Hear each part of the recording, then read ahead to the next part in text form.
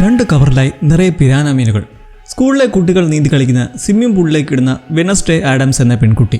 സഹോദരനെ ഉപദ്രവിച്ച ഡാൽട്ടൺ എന്ന പയ്യനെതിരെ ഒരു പ്രതികരമായി ഇങ്ങനെ ചെയ്തതോടെ സ്കൂളിൽ നിന്ന് പുറത്താക്കിയ ശേഷം അവളുടെ മാതാപിതാക്കളായ മോർട്ടീഷ്യയും ഗോമസും ചേർന്ന് നെവർമോർ അക്കാഡമിയിലേക്ക് കൊണ്ടുചേർക്കുന്നു. പ്രിൻസിപ്പൽ വീംസിന്റെ ആധികാരികതയിലുള്ള ജെറിക്കോ എന്ന പ്രദേശത്തെ ടൗണിലുള്ള ഈ നെവർമോർ എന്നുള്ളത് ഒരു ബോർഡിംഗ് സ്കൂളാണ്. ഇടഞ്ഞു നിൽക്കുന്നവരെയും പുറത്താക്കപ്പെട്ടവരെയും ഒക്കെ പഠിപ്പിക്കാനുള്ളത്. അതും എങ്ങനെയുള്ളവരെ? അമാനുഷികമായ കഴിവുകളുള്ള കുട്ടികളെ. രൂപം മാറാൻ കഴിവുള്ളവരാണ് പ്രിൻസിപ്പൽ വീംസ്. വെനസ്ഡേ അവിടെ എത്തുമ്പോൾ അവളുടെ കിറുക്ക് പിടിച്ച സുഹൃത്തായ ഈനിഡിനെ കണ്ടുമുട്ടുന്നു. അവളൊരു വെയർവോൾഫ് സ്റ്റുഡൻ്റ് ആണ്, എങ്കിലും പൂർണ്ണമായും ആ രൂപമായി ട്രാൻസ്ഫോം ആകാൻ ഇനിയും കഴിഞ്ഞിട്ടില്ല. അതുപോലെ തന്നെ വെനസ്ഡേ അവിടെ വെച്ച് പരിചയപ്പെടുന്ന മറ്റൊരാൾ ഈ റെഡ് ഹീൽസ് ഒക്കെ ധരിച്ച മിസ് തോൺഹിൽ, സയൻസ് ടീച്ചറാണ്. ഒപ്പം ഇവരെയൊക്കെ മേൽനോട്ടം വഹിക്കുന്ന ഒരു രക്ഷിതാവും. അങ്ങനെ പാരൻസ് വിടുവാങ്ങുന്നതിന് മുന്നേ ആയി വെനസ്ഡേക്ക് അവളുടെ അമ്മ സൂക്ഷിക്കണമെന്നും എപ്പോഴും കൂടെ തന്നെ വെച്ചേക്കണമെന്നും പറഞ്ഞ് ഒരു ലക്കി നെക്ലസും ഒരു ബാഗും നൽകുന്നു. ക്യാമ്പസിൻ്റെ ഏകദേശ രൂപം വ്യക്തമാക്കി കൊടുക്കാനുള്ള ഈനിഡിൻ്റെ ചുറ്റിക്കറക്കത്തിൽ അവിടെയുള്ള വിവിധ സംഘങ്ങളെക്കുറിച്ച് വെനസ്ഡേയോട് പറഞ്ഞു കൊടുക്കുന്നു. ഫാങ്സ്, ഫോർസ്, സ്കെയിൽസ്, പിന്നെ സ്റ്റോണേഴ്സും. അതായത് വാമ്പയേഴ്സ്, വെയർവോൾസ്, സൈറൺസ്, ഗോർഗൺസ് എന്നീ വർഗത്തിലുള്ളവരുടെ സംഘങ്ങൾ. വാമ്പയർ സംഘത്തെ ഫാങ്സ് എന്ന് വിളിക്കുമ്പോൾ വെയർവോൾസിനെ ഫർസ് എന്നും. ഈനിഡ് ഫർസിലുള്ളതാണ്. സ്കെയിൽസ് എന്ന് വിളിക്കുന്നതാകട്ടെ മത്സ്യകന്യയെ പോലെ രൂപം മാറാനും അതിൻ്റെ മറ്റു കഴിവുകളൊക്കെയുള്ള ബോയ്സ് ആൻഡ് ഗേൾസിനെ.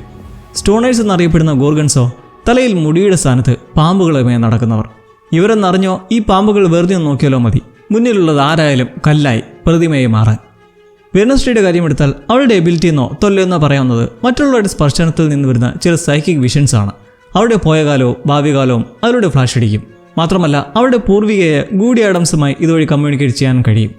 പുതിയ സ്കൂൾ ജീവിതം തുടങ്ങി ഓരോ വിഷൻസൊക്കെ വന്നു തുടങ്ങവേ കാര്യങ്ങൾ ഗൗരവത്തിലേക്ക് എത്തുന്നത് ജെറിക്കോയിലെ പോലീസ് ഓഫീസറായ ഗാൽപിൻ കാട്ടുപാതയിലായി തലവേർപ്പെട്ട് വികൃതമായി കിടക്കുന്ന ഒരു ഹൈക്കറുടെ ഡെഡ് ബോഡി കാണുന്നത് മുതലാണ്. ഷെരീഫ് ഗാൽപന് ഈ മരണത്തിന് നെവർമോറുമായി എന്തോ ബന്ധമുണ്ടെന്ന് സംശയിക്കുമ്പോൾ സ്കൂളിൽ വെനസ്ഡേ ബിയാങ്ക എന്ന അത്യാവശ്യം പോപ്പുലറായ സൈറൺ സ്റ്റുഡൻറ്റ്, അതായത് മറ്റേ മത്സ്യകന്യകാ ശക്തിയുള്ള ഒരുവളുമായി കോർക്കാനിടയാകുന്ന ചില കാഴ്ചകളും മറ്റൊരു സാഹചര്യത്തിൽ ഒരു പ്രതിമ വീഴുന്നത് വഴി മരണത്തിന്റെ തലനാരിഴയ്ക്കുവരെത്തി രക്ഷപ്പെടുന്ന അവസ്ഥയൊക്കെ കാണേണ്ടി വരുന്നു. ആക്സിഡന്റിൽ നിന്ന് അവളെ രക്ഷിക്കുന്നത് സേവിയർ തോർപ്പ് എന്നൊരു ക്ലാസ്മേറ്റും. പിന്നീട് അവളൊന്ന് റിക്കവറായി സ്വന്തമായി നോവലൊക്കെ എഴുതിയിരിക്കുന്നതിനിടയ്ക്ക് ദ തിങ് എന്ന മറ്റൊരു അത്ഭുതത്തെയും കണ്ടെത്തുന്നു. ജീവനും ബോധവുമുള്ള ഒരു മുറിക്കപ്പെട്ട കൈപ്പത്തി. വെനസ്ഡേയുടെ മാതാപിതാക്കൾ അവളുടെ മേൽനോട്ടത്തിനായി രഹസ്യമായി അവിടെ നിർത്തിയിട്ട് പോയത്. മേശയിലിട്ട് പൂട്ടുമെന്നുള്ള അവളുടെ ഭീഷണിയിൽ ആ കൈപ്പത്തി അനുസരണയും വിശ്വസ്തയുമുള്ള ഒരു സഹായ ഹസ്തമായിരിക്കും എന്നൊരു പ്രോമിസിലെത്തിപ്പെടുന്നു.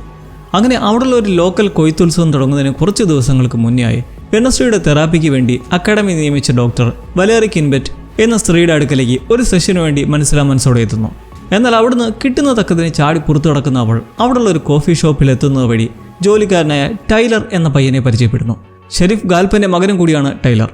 അവൻ പെട്ടെന്ന് തന്നെ അവളുമായി ചെങ്ങാത്തത്തിലാവുന്നെങ്കിലും ഗാൽപന് അവളെ ഇഷ്ടമല്ലാത്ത പോലെ നിന്റെ അച്ഛൻ ഒരു കൊലയാളിയാണ് എന്നൊക്കെ ആരോപിക്കുന്നു.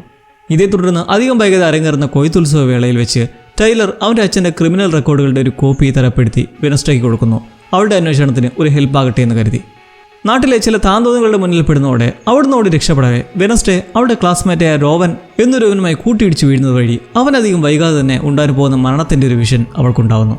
റോവൻ നടന്നു പോകുന്ന വനപ്രദേശത്തേക്ക് അവനെ പിന്തുടരവേ എന്തോ സ്ട്രെസ്സുള്ള അവൻ വെനസ്ഡേയെ അവൻ്റെ ടെലികൈനറ്റിക് പവർ വെച്ച് ആക്രമിച്ചിട്ട് അവൾ സ്കൂൾ നശിപ്പിച്ച് നാറാണക്കലാക്കുമെന്ന് ആരോപിക്കുന്നു.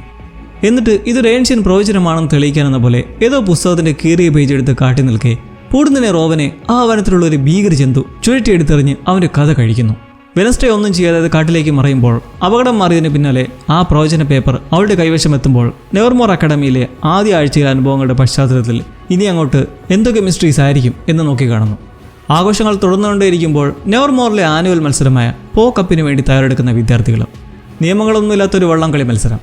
എന്നാൽ വെനസ്ഡേക്ക് അത്ഭുതമുണ്ടാക്കുന്ന ഒരു സംഭവം ഉണ്ടാവുന്നത് കൺമുന്നിൽ വെച്ച് കൊല്ലപ്പെട്ട റോവൻ അടുത്ത ദിവസം തന്നെ തിരികെ വീണ്ടും ജീവനോടെ സ്കൂളിൽ വരുമ്പോൾ. ഇതേക്കുറിച്ച് അവൾ പലരോടും പറയുന്നെങ്കിലും കാട്ടിലെ ഭീകരജന്തു എന്നതൊക്കെ വെറും പുളുവാണെന്ന് പറഞ്ഞ് ആരും വിശ്വസിക്കുന്നില്ല. എന്നാൽ ടൈലറിന് അവളെ വിശ്വാസമാണെന്ന് അറിയിക്കുന്നു. പിന്നീട് പ്രിൻസിപ്പൽ വീംസ് ഇവളെ വിളിച്ചു വരുത്തി സൈക്കിക് വിഷൻസിനെതിരെ സംസാരിച്ചിട്ട് റോവൻ വെളിപ്പെടുത്താൻ കഴിയാത്ത ചില കാരണങ്ങളാൽ പുറത്താക്കപ്പെട്ടതായും അറിയിക്കുന്നു. സ്കൂളിൽ നിന്ന് ട്രെയിൻ സ്റ്റേഷനിലെത്തുന്ന റോവൻ ഒരു ബാത്റൂമിൽ കയറി ഇറങ്ങുന്നതും അവൻ്റെ രൂപം മാറി പതിയത് പ്രിൻസിപ്പൽ വീംസായി മാറുന്നു. ഇതിലൂടെ റിവീലാകുന്നത് റോവനായി ഷേപ്പ് ഷിഫ്റ്റ് ചെയ്തെത്തിയ പ്രിൻസിപ്പളിനെയാണ് മുൻപ് വെനസ്ഡേ സ്കൂളിൽ വെച്ച് കണ്ടത്. ഇതൊന്നും അറിയാത്ത അവൾ ടൈലർ മൊത്തം എന്തെങ്കിലും ഒരു ക്ലൂ കിട്ടാനായി കാട്ടിൽ തപ്പുന്നത് വഴിക്ക് റോവൻ്റെ പൊട്ടിയ കണ്ണാടി എടുക്കുന്നതും അവൾക്കൊരു വിഷൻ ട്രിഗർ ആകുന്നു. അതിൽ റോവൻ ശ്രദ്ധ ചെലുത്തിയിരുന്ന ആ പുസ്തകം ഒന്ന് മിന്നി പറയുമ്പോൾ പിന്നെ ആ കീറിയ പേജ് വെച്ച് ഒടുവിൽ ഒരു മാന്ത്രിക ചിഹ്നം കണ്ടെത്തുന്ന വഴി ആ ബുക്ക് നൈറ്റ് ഷെയ്ഡ്സ് എന്ന ചില സ്റ്റുഡൻസിൻ്റെ ഒരു സീക്രട്ട് സൊസൈറ്റിയുമായി ലിങ്ക്ഡ് ആണെന്ന് കണ്ടെത്തുകയാണ്. പിന്നീട് പോ റേസിംഗിൽ ഈനിഡിൻ്റെ ടീമിൻ്റെ കൂടെ ചേർന്ന് അവരെ ജയിക്കാൻ സഹായിക്കുകയും ഇതുവഴി ബിയാങ്കയ്ക്ക് ഒരു നീരസം ഉണ്ടാക്കുന്നതിന് പിന്നാലെ ഒടുവിൽ അവൾക്ക് സീക്രട്ട് സൊസൈറ്റിയെക്കുറിച്ച് മറ്റൊരു ക്ലൂ ലഭിക്കുന്നു. നെവർമോറിലെ പൂർവ്വ വിദ്യാർത്ഥിയും പ്രസിദ്ധനുമായിരുന്ന എഡ്ഗർ ആലൻ പോ എന്ന വ്യക്തിയുടെ പ്രതിമയിൽ ആ മാന്ത്രിക ചിഹ്നം ദൃശ്യമാകുന്നത് വഴി രാത്രിയുടെ ഇരുട്ടിൽ നടത്തുന്ന ഇൻവെസ്റ്റിഗേഷൻ വഴി വെനസ്ഡേ ഒരു രഹസ്യ മാർഗം കണ്ടെത്തി അതുവഴി നൈറ്റ് ഷെയ്ഡ് എന്ന സീക്രട്ട് സൊസൈറ്റിയുടെ സീക്രട്ട് ലൈബ്രറിയിലെ അണ്ടർഗ്രൗണ്ടിലേക്ക് എത്തിപ്പെടുന്നു. പുസ്തകങ്ങൾ പരതുന്ന വഴി അവളുടെ വിഷ്വൽസ് വെച്ച് വേണ്ട ആ പുസ്തകം കണ്ടെത്തി അതിൽ നിന്ന് എന്തെങ്കിലും വിവരം ലഭിക്കും മുന്നേ തന്നെ നൈറ്റ് ഷെയ്ഡ്സ് അവളെ കടന്നാക്രമിക്കുന്നു.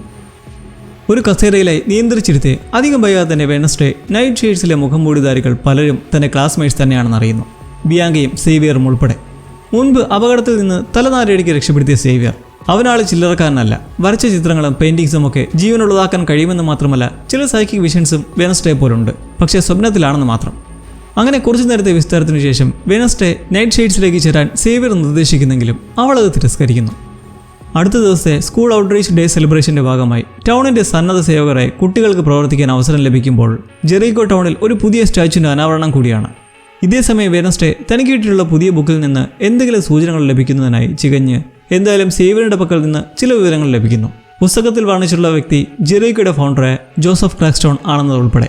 ഈനിഡ് കിട്ടിയ അവസരം അവളുടെ ക്രഷായ തലയിൽ പാമ്പുകളുമായി നടക്കുന്ന സ്റ്റോണേഴ്സിലെ എയ്ജാക്സിനൊപ്പം പുരാവസ്തു ശേഖരണത്തിൽ ചെലവഴിക്കുമ്പോൾ വെനസ്ഡേ ടൗണിന്റെ ചരിത്രപരമായ ഒരു തീം പാർക്കിൽ വോളണ്ടിയറായി പ്രവർത്തിക്കുന്നു. അവിടെ അവൾ ജോസഫ് ക്രാക്സ്റ്റോണിന്റെയും കുടുംബത്തിന്റെയും ശിലാലേഖനങ്ങളെ വീക്ഷിച്ച് ഒരു പെയിന്റിങ്ങിലേക്ക് എത്തുന്നു. ഒരു പഴയ തീർത്ഥാടന കേന്ദ്രത്തിലെ മീറ്റിംഗ് വരച്ചു കണ്ടിരിക്കുന്ന ആ ചിത്രത്തിൽ അവളുടെ പൂർവികയെ ഗൂഡി ആഡംസിനെ കാണാനിടയാവുന്നു. വിശ്വസ്തനായ ദ തിങ് കണ്ടെത്തുന്ന ഒരു നിഗൂഢ ഗ്രന്ഥമായ ദ ബുക്ക് ഓഫ് ഷാഡോസിലേക്ക് അവളുടെ നോട്ടം എത്തുമ്പോൾ എന്നാൽ അത് വ്യാജനാണെന്ന് വൈകാതെ പിടികിട്ടുന്നു. യഥാർത്ഥ ഗ്രന്ഥം ഒരു മാസം മുന്നേ മോഷണം പോയതാണ്. ടൈലറിനോട് ചോദിച്ച് വഴി മനസ്സിലാക്കി അവൾ കാട്ടിലൂടെ നടന്ന് ആ ചിത്രത്തിൽ കണ്ട തീർത്ഥാടന കേന്ദ്രത്തിലേക്ക് എത്തുന്നു. എന്നാൽ അവിടെയുള്ള കവാടം തുറന്ന് കയറുന്നതും വെനസ്ഡേക്ക് അവിടെ നടന്നതിനെക്കുറിച്ചുള്ള ഒരു സൈക്കിക് വിഷൻ ഉണ്ടാകുന്നു. അതിൽ ജോസഫ് ക്രാക്സ്റ്റോണും മറ്റു കൊളോണിസ്റ്റുകളും ചേർന്ന് ഒരു കൂട്ടം ഭ്രഷ്ട് കൽപ്പിച്ചവരെ ജീവനോടെ കത്തിക്കുന്ന ഭീകര കാഴ്ചയും ആ കൂട്ടത്തിൽ വെനസ്ഡേയുടെ പൂർവികയായ ഗൂഡിയെയും സാക്ഷ്യം വഹിക്കുന്നു. ഗൂഡി ഭാഗ്യത്തിന് എങ്ങനെയും അതിൽ നിന്ന് രക്ഷപ്പെട്ടു പോയെങ്കിലും അവളുടെ കൂട്ടും സ്നേഹവും ഒക്കെ ആ തീയിലെഴിഞ്ഞ് തീരുകയായിരുന്നു. ദർശനത്തിൽ നിന്നുകൊണ്ടിരുന്ന അവൾ അവിടെ മെല്ലെ നടന്നു ചുറ്റുന്നത് വഴി ആ ഭീകരജന്തുവിനെ വീണ്ടും കാണാനിടയാവുന്നു. ഓടിപ്പോകുന്നതിൻ്റെ കാൽപ്പാടുകൾ കണ്ട് മനസ്സിലാക്കുന്നത് അതൊരു മനുഷ്യൻ്റേതാണെന്ന്, അല്ലെങ്കിൽ മനുഷ്യരാവാൻ കഴിയുന്ന ഏതോ ഒരു ജന്തു.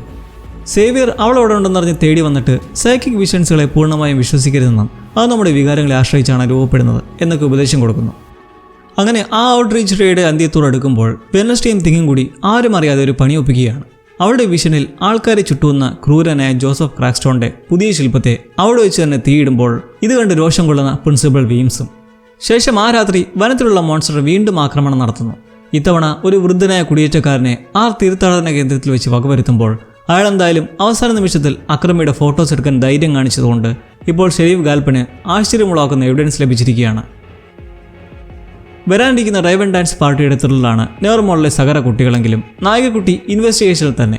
മൂന്നാം കൈമൊത്ത് ഒരു മോർച്ചറിയിൽ കയറിപ്പറ്റി ആ ക്രിയേച്ചർ കൊന്ന ഡെഡ് ബോഡിയും മറ്റു വിവരങ്ങളും വെച്ച് നിഗമനത്തിലെത്തുന്നത് കൊല്ലപ്പെട്ട ഇരകളിൽ നിന്നല്ല, ശരീരഭാഗങ്ങളിൽ ചിലത് സർജിക്കലി റിമൂവ് ചെയ്തിട്ടുണ്ട്. കഴുത്തിലെ അള്ളിയ പാടുകൾ വെച്ച് സേവിയറിലേക്ക് സംശയം തോന്നുന്ന പാടെ അവനെ പിന്തുടർന്ന് ഒറ്റപ്പെട്ട ഒരു ഷെയ്ഡിനടുത്തെത്തി അതിലവൻ പോയി കഴിഞ്ഞ് കയറി നോക്കുമ്പോൾ കാണുന്നത് ആ ജന്തുവിൻ്റെ കുറേ ഡ്രോയിങ്സ്. സ്കൂളിലെ ബുക്ക് കീപ്പിംഗ് ക്ലബ് അംഗമായ യുജീനെ ഇതിലേക്ക് കൊണ്ടുവരുമ്പോൾ യുജീൻ ആളൊരു ടെലിപ്പതിക്കാണ്. മൈൻഡ് വെച്ച് കമ്മ്യൂണിക്കേറ്റ് ചെയ്യാനും തേനീച്ചകളെയും ഫയർഫ്ലൈസിനെയും ഒക്കെ കൺട്രോൾ ചെയ്യാനുള്ള ശേഷിയുണ്ട്.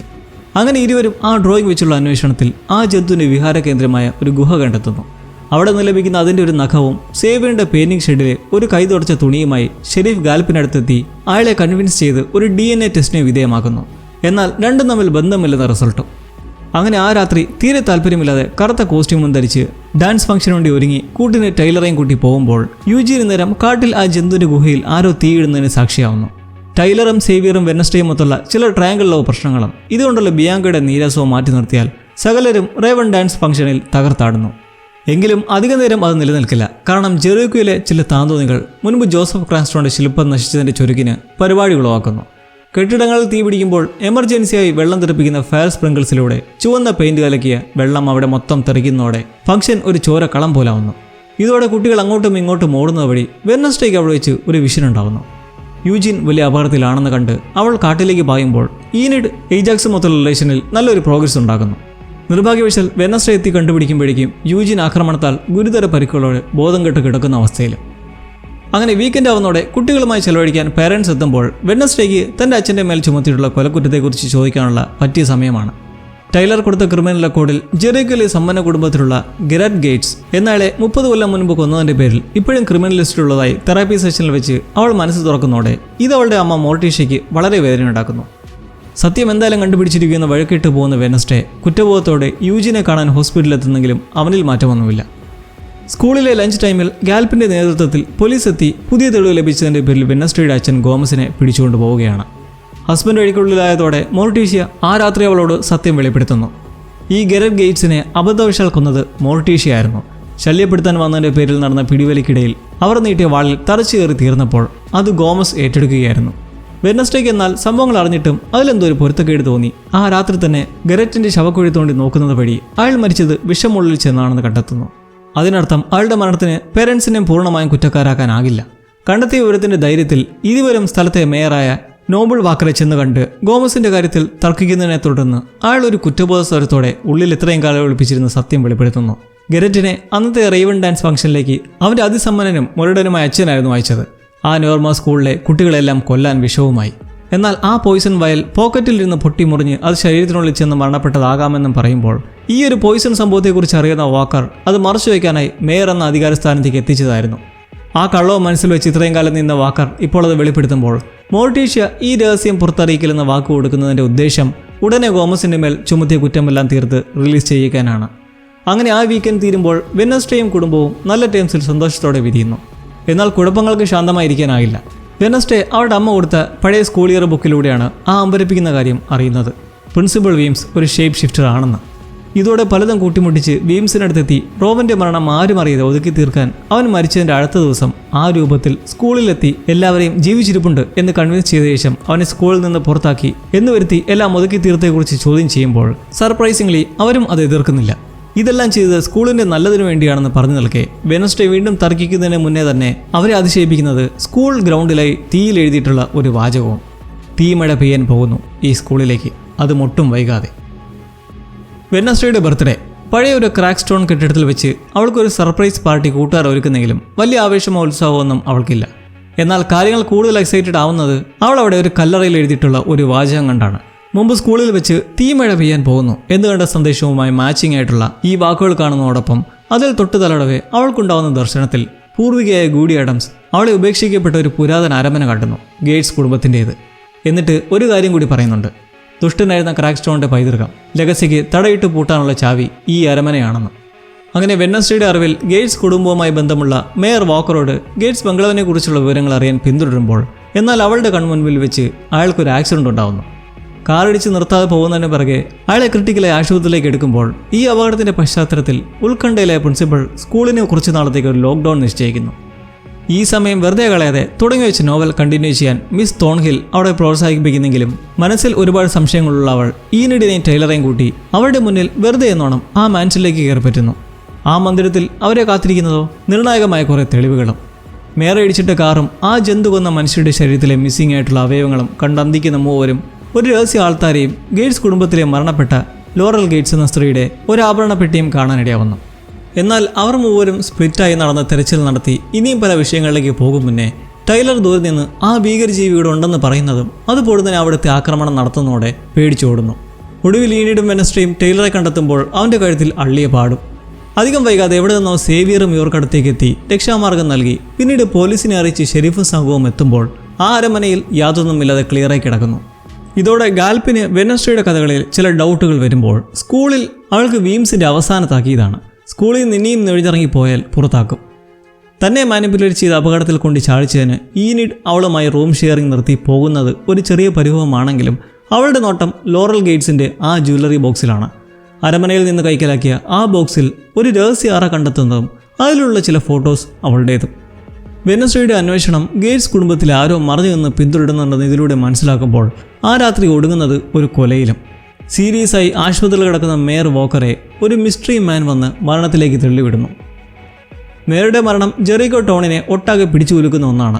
എങ്കിലും വെനസ്ഡേക്ക് ഉറപ്പുണ്ട് അവൾ സത്യം കണ്ടെത്തുന്നതിന് തൊട്ടടുത്തുവരെ എത്തിയിട്ടുണ്ട്.